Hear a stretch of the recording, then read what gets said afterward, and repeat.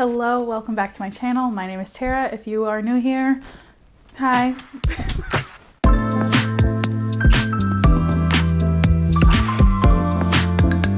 So I've been freelancing for about a year and a half now. I graduated in May of 2019 with my bachelor's in media production. In college, I did a lot of video, TV, and then I had a job doing social media marketing and graphic design. Right out of college, I got a job at a consulting agency where I created content and I did social media managing for a few clients. That summer of 2019, I also started doing photography, taking photos of my friends, my family, and yeah, I got a few clients that way too. So I did a lot of photography for the second half of 2019, and then in 2020 I kept doing it, and then COVID happened and I kind of took a break from it because I didn't want to put anybody at risk. So I haven't done a photo shoot since I think like July. But in 2020 I started doing a lot of video editing. If you watched my last vlog, I talked about some of the clients that I have, and I started really diving into video editing for YouTubers in about March, so it's been going well. I wanted to make a little list of freelance resources that I use pretty much every single day to help streamline my business, to book clients, to market myself on social media, to get more clients. These are things that I literally use every single day, and I just wanted to show you in case you are starting on your freelance journey. I know it's probably really scary, but there are a lot of tools and tricks to help you, and you are not alone. So subscribe if you want to be part of this, whatever, it's like mine. So I'm gonna break this video down into a few different categories so it's a bit easier to digest. So grab your phone, grab a notepad, grab a snack, grab some water. We're gonna be here for a little bit, so let's get into it.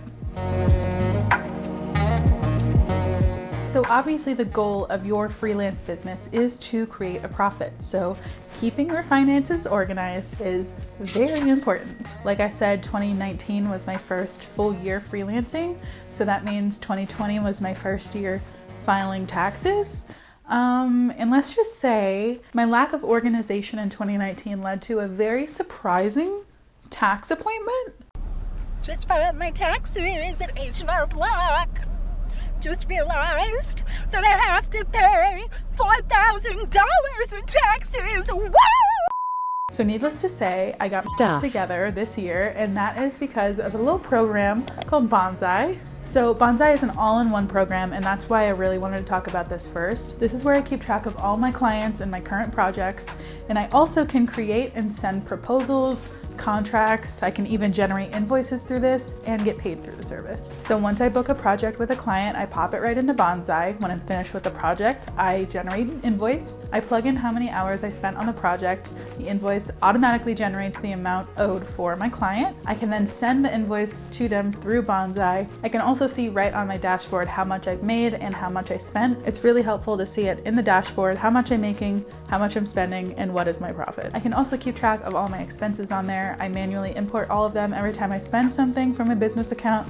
She goes in the list. Bonsai has really helped me streamline my process this year. It really helped me step it up. It made me feel way more professional having branded proposals and branded contracts to send to clients. They get a full description on the services that I offer, how much they're going to spend on it, and what they can expect in return. So if you're a freelancer or you're in the beginning stages of this, I would highly recommend checking it out. You can also try it for free by using the link in my description. You get 1 month to try it out, see if you like it, see if you don't. No pressure either way. So if you are new to freelancing, finances might be a little confusing.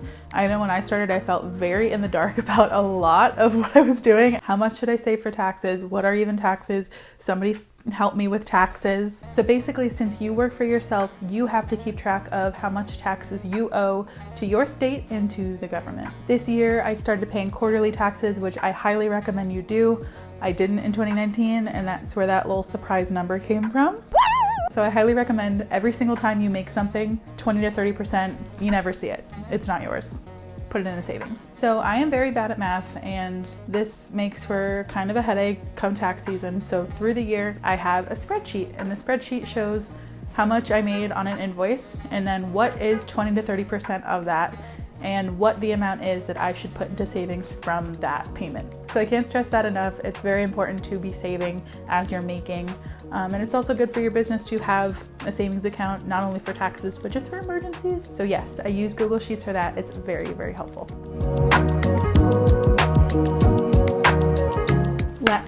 productive people.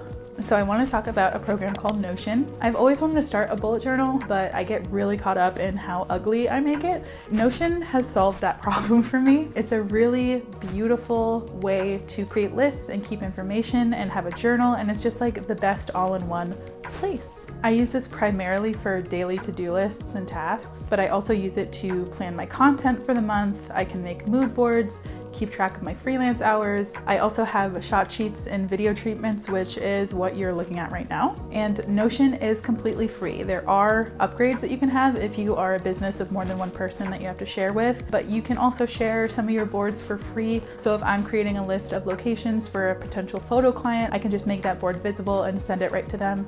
They can peruse it, see the notes that I've made, and they can, get back to me on which location they're most interested in. It just makes it look super clean and professional. It makes me excited about daily to-do lists. If you're into like digital organization, this is probably for you. So this one is a bit boring, but as a creative, I work with a lot of larger files, especially with video editing, and Google Drive has been the cheapest way to send it back and forth to clients. I spend about $2 a month for 100 gigs of storage. Again, since I work primarily with YouTubers, I can just remove videos that are older and have already been posted and make room for the new ones. I've just found that this is way cheaper and easier than Dropbox or WeTransfer. A lot of people already use the Google Suite anyway, so it's just easier for me. So like I said before, if you're a business, your main goal is to create a profit, which means you need to book clients. So far, my most successful form of booking clients has been word of mouth and people that I know. I attribute that to being mostly a new freelancer, but the longer that I have worked, the more like strangers I've booked. If you're looking to outreach and find new clients, obviously cold emailing people is a really good way to get it, but we can't ignore the most powerful tool, which is social media. Unfortunately, there is no secret formula to getting 1 million followers turned customers overnight. The only secret is authentic engagement. Creating authentic engagement is like the only way that you can grow on social media. And I learned all of this from Katie Steckly. She is my go-to resource for anything social media marketing related. She talks a lot about how to authentically grow your business on social media and how to create value-packed content for your audience. This is something that I've been struggling with, but honestly, watching her videos and absorbing her content, it's been monumental for me. If I could have a degree in Katie Steckly, it would be on my wall.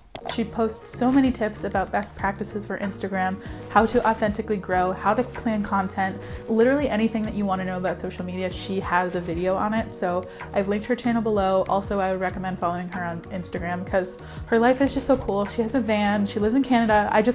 Katie Steckly, okay? Please don't forget the name. Another recent tool that I found is called Answer the Public. So I used this recently when I was planning my content calendar. I literally searched video editing just so I can see what people were curious about when it came to video editing and the topic. It's a really helpful tool if you're stuck trying to think of content ideas. It's a really good place to start to just put yourself in the shoes of your target audience to figure out what questions they have, what content would be the most helpful to them. This tool is super helpful. I think I found out about it on TikTok. Also, a good resource in itself. You have limited searches on the free account. There is an option to upgrade if you find it really helpful, but I found that the free version works just fine. Okay, so those are some of the best resources that I use as a freelancer to make my business grow, to grow my audience on social media, and to make a profit as a business. Let me know in the comments if you use any different kinds of resources that are maybe cheaper or a better alternative to the ones that I talked about today. I'm always looking to try different programs to see what works best for me. So if you have any of those, leave them in the comments, please. So thank you so much for watching. If you liked it, give it a thumbs up. And if you're not subscribed, maybe you should consider subscribing. I don't know. So we'll see you next time. Goodbye.